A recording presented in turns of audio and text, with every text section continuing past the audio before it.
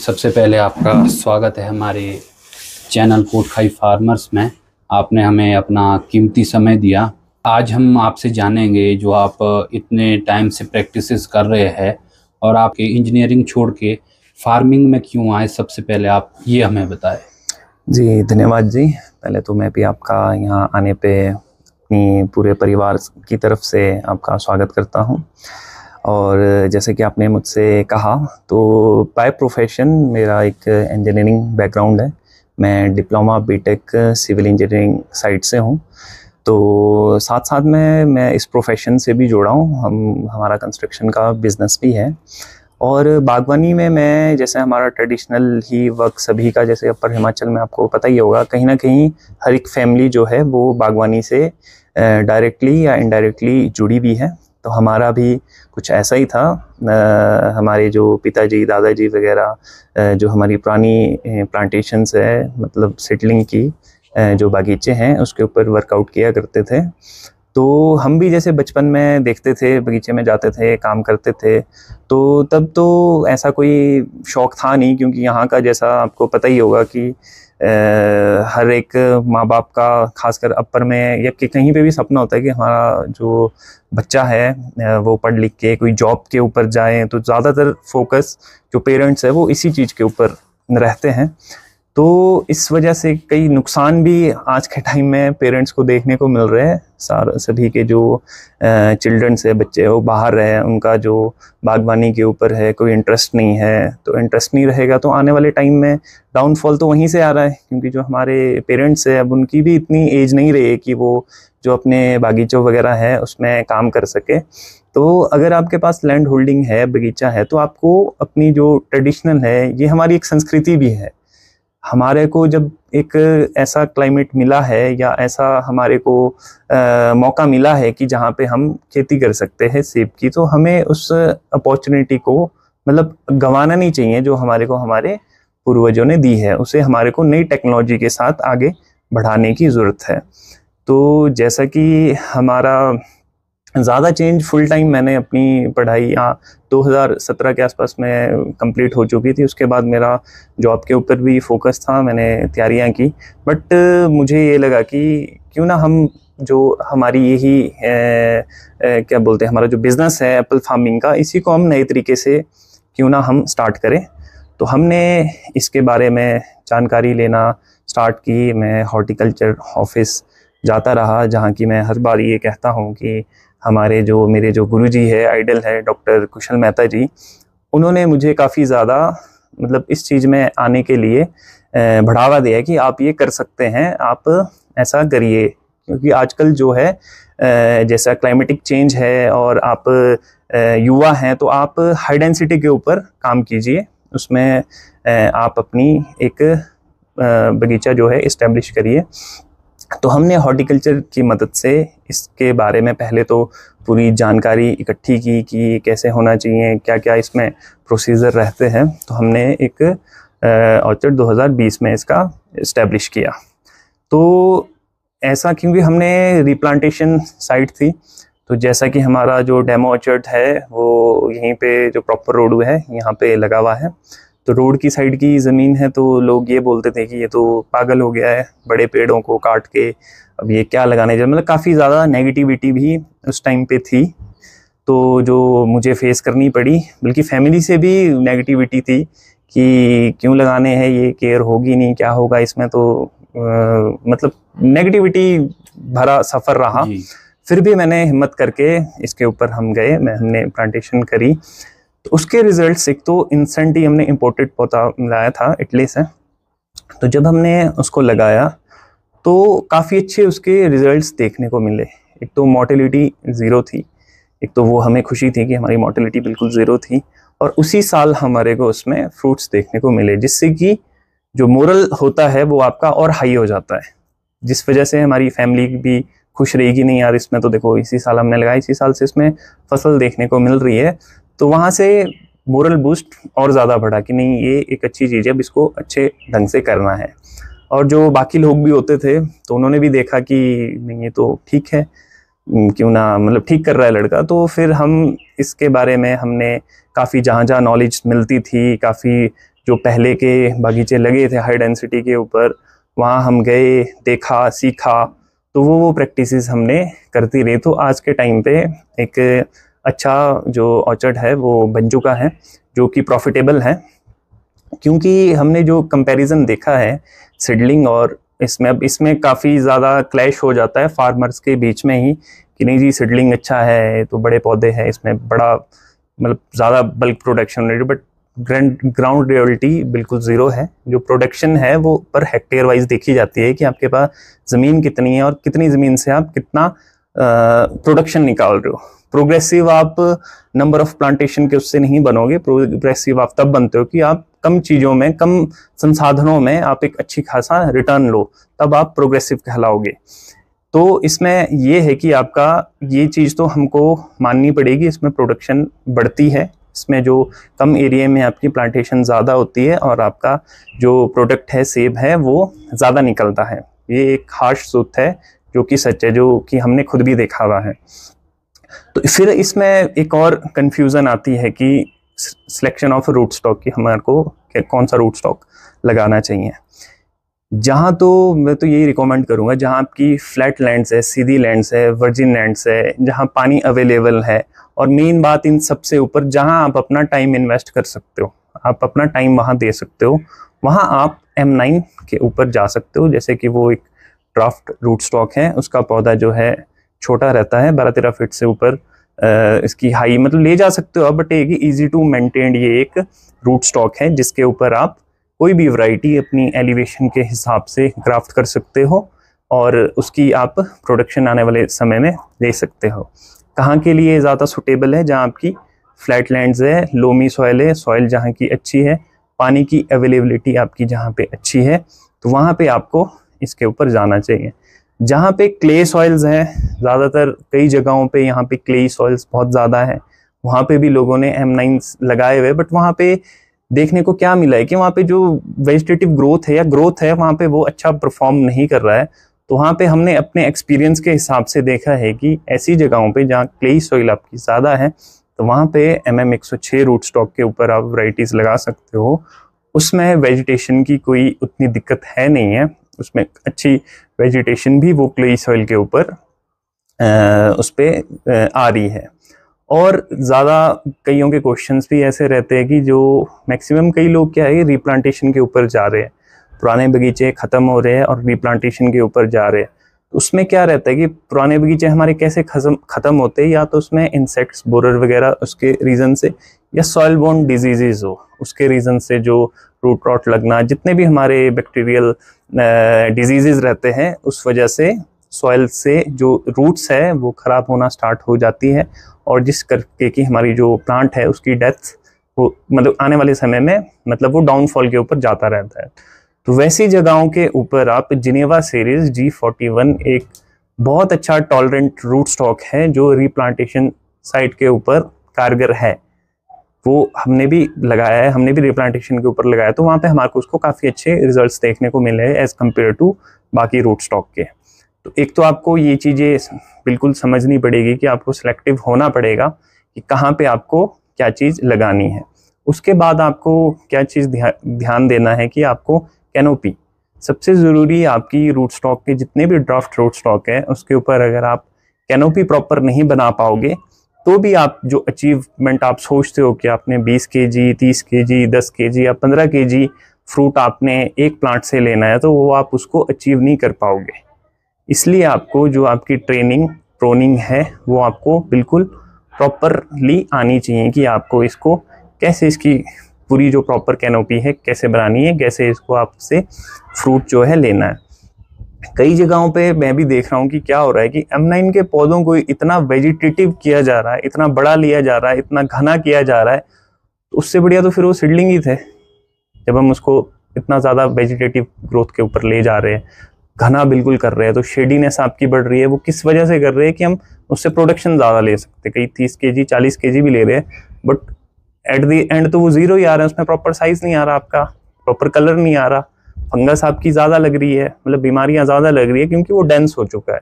आपको एक target set करके ही प्लांटेशन की जो डिस्टेंस है, जैसे प्लांट टू प्लांट या रो टू रो तभी आप क्या बोलते हैं डिसाइड कर सकते हो, जब आप ये सोच रहे हो कि आपको एक पौधे से कितना फ्रूट लेना है, उस हिसाब से आपको वो रखनी है। ज़रूरी नहीं है कि आपके जो फेदर्स है वो एक दूसरे के पौधे को टच करे।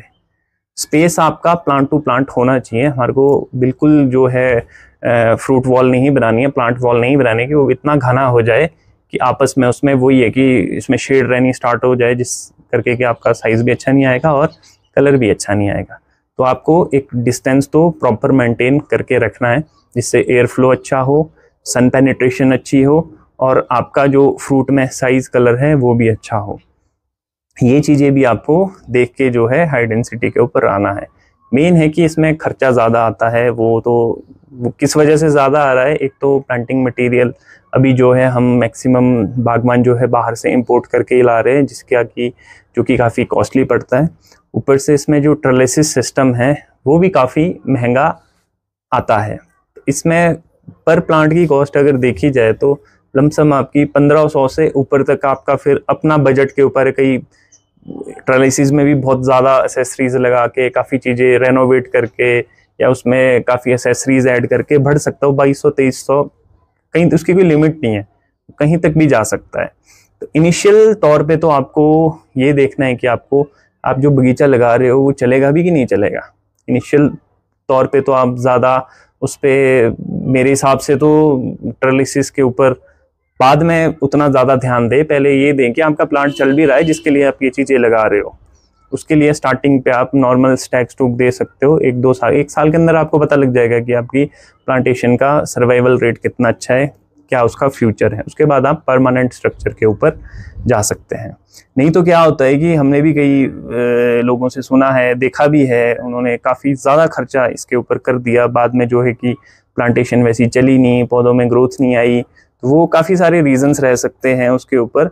बल्कि ये है कि उसके बाद आपका जो ट्रेलिसिस है तो वो ज़ीरो है, उसका आप रिसाइकल आप उसको नहीं कर सकते हो। तो पहले आपको जो पौधा है वो बनाएं एक कितने साल में, उसके बाद इस स्ट्रक्चर के ऊपर आप जाएं। और फिर आपका मेन इसके बाद सारी चीज़ें, ये तो आप सभी को पता है कि न्यूट्रिशन वगैरह मैनेजमेंट, अब हमसे भी कुछ लोग पूछते हैं अपने पेज के माध्यम से, जो न्यूट्रिशन है आपका वो आपका रहता है सॉइल टेस्ट बेस्ड। आप ये चीज़ समझें तो मतलब इसके मतलब आपको एक तो पॉकेट फ्रेंडली हो जाएगा आपका सारी चीज़ें। जो हम शेड्यूल एज ए शेड्यूल डाल रहे हैं, हर साल डाल रहे हैं, अगर आप सॉइल टेस्ट करवाते हो उसमें आपको पता लग जाएगा कि आपकी सॉइल की कंडीशन क्या है। अगर आपकी पीएच ही ठीक नहीं होगी, आप जो मर्जी डालते रहो, वो पौधे को नहीं लगने वाला। क्यों नहीं लगने वाला? क्योंकि एक पर्टिकुलर लिमिट में, पर्टिकुलर रेंज में पीएच में क्या होता है, अवेलेबिलिटी ऑफ न्यूट्रिएंट्स घटती रहती है। जितनी आपकी पीएच डाउन या हाई होती रहेगी, उसमें जितना आपने न्यूट्रिएंट डाला वो पौधा कम लेगा उसके कंपैरिजन में। तो उससे आपको है कि प्रॉपर न्यूट्रिएंट पौधे को मिला नहीं है, तो आपका जो आपने खर्चा लगाया भी था वो भी आपका वेस्ट के ऊपर जाता है। तो पहले सॉइल टेस्ट करें, पीएच आपकी खराब है तो पीएच को आप मेंटेन करें। उसके बाद आपके टेस्ट में जो रिजल्ट्स आते हैं, अगर नाइट्रोजन हाई है तो नाइट्रोजन की जो आपकी एप्लीकेशंस है वो कम होगी, फोस्फोरस या पोटाश हाई या कम है तो उसके अकॉर्डिंग आपकी जो न्यूट्रिशन होता है वैसा अप्लाई करें। मुझे भी पहले ये मिथ था कि मैं सॉइल टेस्ट मतलब 1-2 साल में मैं करवाता रहता हूँ, तो मुझे लगता था, मुझे रिकमेंडेशन डोज थी कि नाइट्रोजन आपके उसमें कम है, बाकी चीज़ें सारी ठीक है, तो आप नाइट्रोजन ही ज़्यादा डालते रहो, 1-2 साल तक आप डालते रहो। तो मुझे भी ये विश्वास नहीं होता था कि नहीं यार, बाकी लोग तो जैसा होता है, ये ह्यूमन बिहेवियर है कि ये तो डाल रहे हैं सारी चीज़ें कॉम्बो में। तो मैंने सोचा कि नहीं, जो सॉइल टेस्ट के अकॉर्डिंग जो रिपोर्ट्स आई है वो मैं वही फॉलो करता हूँ। तो आप विश्वास नहीं करेंगे, मैंने वही फॉलो किया। पीएच मेरी ठीक थी, मैं सिर्फ नाइट्रोजन यूरिया डालता रहा, जिससे मुझे अच्छे रिजल्ट्स मिले। साइज़ प्रॉपर अच्छा था, कलर प्रॉपर अच्छा था, वेजिटेशन काफ़ी अच्छी थी। ना मैंने सॉइल में पोटाश डाला, ना मैंने सॉइल में फॉस्फोरस डाला 2 साल तक। क्यों? क्योंकि वो ऑलरेडी उसमें अवेलेबल था। तो इस चीज़ से भी आप जो है, आपकी इनिशियल कॉस्ट हमारी जो बढ़ती रहती है, क्योंकि आज के टाइम में महंगे हैं हमारे फर्टिलाइजर्स जो हो गए, सारी चीज़ें इस फील्ड में महंगी ही है, तो उससे आप बच सकते हो। तो हमेशा अपनी सॉइल का आप टेस्ट करें, और जितना अच्छा आपको गाइड हॉर्टिकल्चरिस्ट कर सकते हैं, क्योंकि उनकी पढ़ाई इसी चीज़ में, साइंस इसी चीज़ में, उतना एक बागवान आपको नहीं बता सकता। वो अपने प्रैक्टिसेस के आधार पे आपको बता सकता है। वो भी आपकी रहती है आपकी सॉइल की कंडीशन, एलिवेशन के हिसाब से।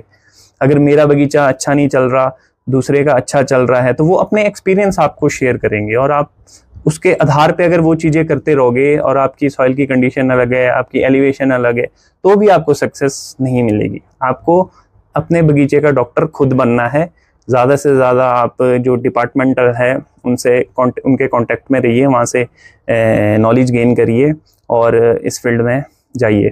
तो मेरा तो यही है कि हाई डेंसिटी के ऊपर मैं ज़्यादातर प्रैक्टिसेस कर रहा हूँ। हमारे सीडलिंग के भी ऑर्चर्ड्स है, क्योंकि हर जगह पे भी हाई डेंसिटी करना आसान नहीं है, क्योंकि हमारी कंटूरिंग कई जगहों पे अच्छी नहीं है, स्लोपी लैंड्स बहुत ज़्यादा है।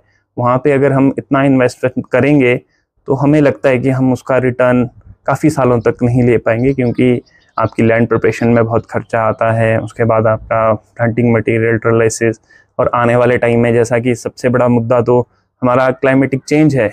हमें तो ये भी पता नहीं है कि आने वाले टाइम में जो हम ये चीज़ें उगा रहे हैं, कर रहे हैं, ये सस्टेन रहेगी भी कि नहीं रहेगी। कहीं इतना हार्श क्लाइमेट ना हो जाए, इतनी ज़्यादा गर्मी ना हो जाए, या इतना ज़्यादा क्लाइमेट चेंज ना हो जाए जो एप्पल फार्मिंग के लिए फेवरेबल ही ना हो, तो हम इतना इन्वेस्टमेंट हमारा करने का कोई बेनिफिट ही नहीं रहेगा।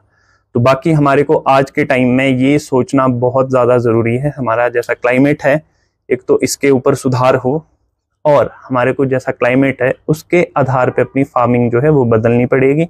उसके आधार पे अपनी जो प्रैक्टिसेस है या हमारी वैरायटीज़ है उसकी सिलेक्शन करनी पड़ेगी। हर साल नई वैरायटी आती रहेगी, आप हर साल नया वैरायटी लगाते रहोगे, बट उसका करोगे क्या?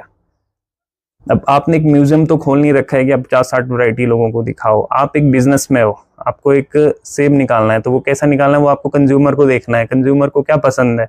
उसको टेस्ट पसंद है, उसको मीठा पसंद है, किसी को येलो कलर पसंद, मतलब गोल्डन कलर पसंद है, ग्रीन कलर पसंद है, रेड कलर पसंद है, या आपका पिंक कलर पसंद है। वो एक कंज्यूमर की डिमांड है। तो आपको कंज्यूमर को देख के ही अपनी चीज़ें जो है बागवानी में उसमें चेंजेस लाने की आवश्यकता है, नहीं तो ये डाउनफॉल के ऊपर जा रही है। हर साल प्लांटेशन तो सब कर रहे हैं, प्लांटेशन रेट हमारा हर साल बढ़ रहा है, प्रोडक्शन रेट हमारा हर साल घट रहा है। तो किस वजह से घट रहा है? एक तो लैक ऑफ नॉलेज, ऊपर से हमारा क्लाइमेटिक चेंज, वो तो सबके ऊपर भारी पड़ रहा है, जिस वजह से हमारी जो ओल्ड वैरायटीज है, जिनके, हमें ये नहीं कहता हूँ कि वो बुरी है, सारी चीज़ें अच्छी है, बट जब क्लाइमेट ही उनका फेवर नहीं कर रहा तो हम उसको कंटिन्यू क्यों रखें? हमें चेंज के ऊपर जाना चाहिए, तभी तो हम प्रोडक्शन अपनी बढ़ा पाएंगे। नहीं तो हर साल तो प्रोडक्शन घट ही रही है, ये तो आप सभी को पता है। तो मैं तो सभी बाकी जितने मेरे यंग फेलोज है, यूथ है, युवा है, आप इस फील्ड में आएँ, स्टार्टअप लें, स्टार्टअप करें। ये भी एक स्टार्टअप है। आप थोड़ा सा छोटा सा बगीचा अपना इस्टेब्लिश करें, ज़रूरी नहीं है आप रूट के ऊपर ही जाओ, आप सीडलिंग लगाओ। सीडलिंग में मेन है कि हमारे हाई डेंसिटी बेस्ड जाना है, कि आपके पास लैंड होल्डिंग एक तो वैसे ही कम है। आज के टाइम में फैमिलीज बढ़ती जा रही है, डिवाइडेशंस होती जा रही है, नंबर ऑफ लैंड घटती जा रही है। तो छोटी छोटी लैंड में अगर आपकी 4-5 बीघा, 2 बीघा लैंड भी है, उसमें भी आप आराम से एक साल के 5-6 लाख रुपए कमा सकते हो। तो वो भी एक अर्निंग का सोर्स है। मेन क्या है कि हाई डेंसिटी। हाई डेंसिटी जरूरी नहीं आप रूट पे ऊपर करो, आप सीडलिंग के ऊपर कर सकते हो। अब कई जगहों पे रूट नहीं लग सकता है, वहाँ पे अगर हम रूट लगाते रहेंगे तो फिर वो हमसे बड़ा बेवकूफ़ कोई भी नहीं होगा। तो आपको यही है कि आपको टेक्निकली भी इतना नॉलेज आपको गेन करनी पड़ेगी कि कहाँ पे हमारे को क्या चीज़ लगानी है, और मेन है कि हमारे को अपनी प्रोडक्शन कैसे बढ़ानी है। हमारे को अपना पूरा फोकस देखना पड़ेगा कि आपको प्रोडक्शन आपकी बढ़ेगी, तभी तो आपका क्या बोलते रिटर्न आएगा। जितनी आपकी सेब होगा उस हिसाब से वो बिकेगा, तभी आपकी जो पॉकेट है वो मतलब बढ़ती रहेगी। तो ये सारी चीज़ें सोच के, बाकी एक लास्ट जो जिसमें सभी हम मैक्सिमम हमारा फेलियर ही रहता है मार्केटिंग के ऊपर। तो उसमें क्या होता है, अगर आप इस टाइम पे 2000-2500-2600 की भी आपकी 22-25 kg की पेटी बेच रहे हो, तो उसके ऊपर आपको प्रॉफिट कितना हो रहा है, कभी आप ये कैलकुलेट करना, तो तभी इसका एनालाइज हो पाएगा कि आपका प्रॉफिटेबल बिजनेस ये कितना रह चुका है। क्योंकि आपकी खाद महंगी, लेबर महंगी, आपकी सारी प्रैक्टिसेस जितनी भी है, एक ये ऐसी फार्मिंग है एप्पल फार्मिंग जिसमें सबसे ज़्यादा खर्चा आता है, सबसे ज़्यादा इसमें बीमारियां आती हैं, सबसे ज़्यादा इसमें हमारे को टाइम स्पेंड करना पड़ता है, इनिशियल कॉस्ट सबसे ज़्यादा है, बट रिटर्न जो है वो हमारा वो कम है, बिक क्या रहा है बहुत कम। तो हमारे को कैसे उसको प्रॉफिटेबल बनाना है, एक तो ऐसे ही हमारे को अपने इनपुट्स जो है वो कम करने पड़ेंगे, हमारे को टेक्निकली बेस्ड जाना पड़ेगा, जितने की जरूरत है खाद की उतनी डालो, जिस स्प्रे की जरूरत है उसको करो, फालतू में ही मतलब शेड्यूल बेस्ड कई चीजें होती है कि हमारी को पता लगता है कि कोई बीमारी आने वाली है। बाकी होता है precaution, precaution is better than cure. आपको पता है कि अभी जो क्लाइमेट है हमारा इस बीमारी के लिए बन रहा है, उसको प्रिवेंशन के लिए जो स्प्रेज रहती है वो सस्ते मतलब हल्के मॉलिक्यूल्स रहते हैं, तो वो उसको प्रिवेंट कर देते हैं। हम क्या करते हैं कि बीमारी लग गई उसके बाद उसका इलाज करना स्टार्ट करेंगे, तो ऑब्वियस सी बात है वो महंगा पड़ेगा।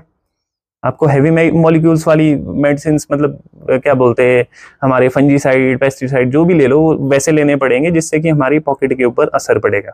तो वहीं से तो हमारा जो on an average in profit है तो वो कैसे है, एक तो इनपुट कॉस्ट से ही बढ़ गया, हमने टाइम टू टाइम वो चीज़ कैचअप नहीं की, खाद्य हम डालते गए कि पड़ोसी ने डाल दी मैं भी डाल देता हूँ, बेशक आपकी ज़मीन में सब कुछ पड़ा हो ऑलरेडी फिर भी आप वो चीज़ डाल रहे हो, तो वहाँ से आपका क्या है खर्चा ही बढ़ रहा है, आपको प्रॉफिट तो आ नहीं रहा है।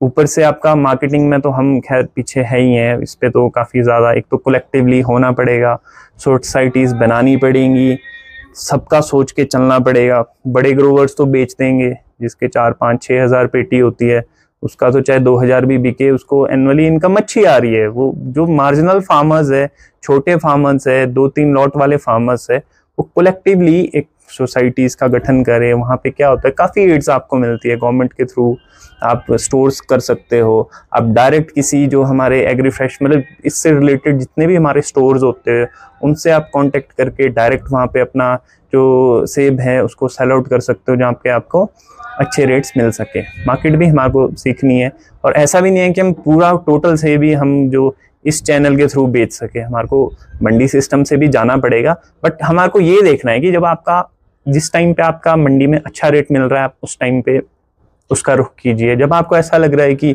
हाँ अब रेट में गड़बड़ाहट आ सकती है तो आप दूसरा ऑप्शन सेलेक्ट कीजिए। आप एक बिजनेसमैन की तौर पे इस पे देखिए, इसको एक निपटाने वाला सिस्टम ना देखिए कि हमने सेब उगा दिया हमने बेचना जो मर्जी बिके। जैसे कोई कंपनीज होती है आपका प्रोडक्ट बनाती है तो उसके ऊपर वो पूरा अपना टाइम देती है, उसके लिए आपके एडवर्टाइजमेंट विंग होता है, काफ़ी सारे विंग्स होते हैं कि हमारे को कैसे अपना जो प्रोडक्ट है वो अच्छे रेट में हमारे को बेचना है। तो वैसे ही आपको ये चीज़ें करनी चाहिए, करोगे तो सब पॉसिबल है, नहीं करोगे तो कुछ भी नहीं है।